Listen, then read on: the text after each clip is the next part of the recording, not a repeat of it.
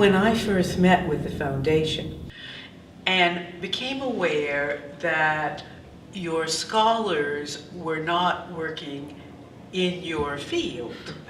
And I think it took the foundation a while to come to this conclusion. Mm-hmm.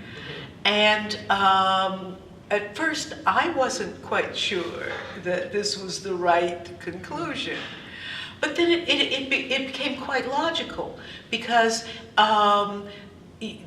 it is a listening, enabling kind of role, and it makes up its own rules as it goes along, as opposed to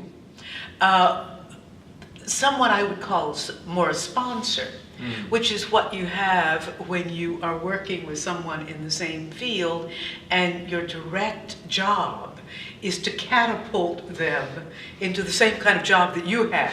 Right. And I've had those experiences, and they're very valuable.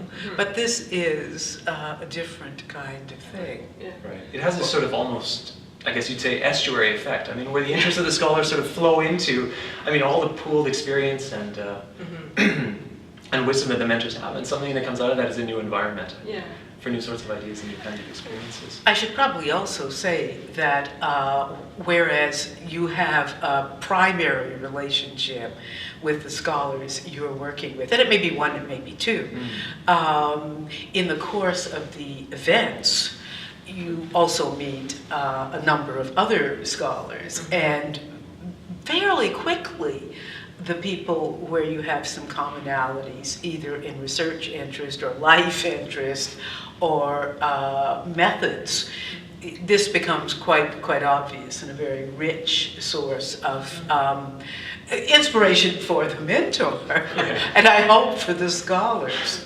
Well, it's like PG said to me, you know, like I asked him, I said, why don't you consider academics as mentors? And he said, well, you've already got a supervisor.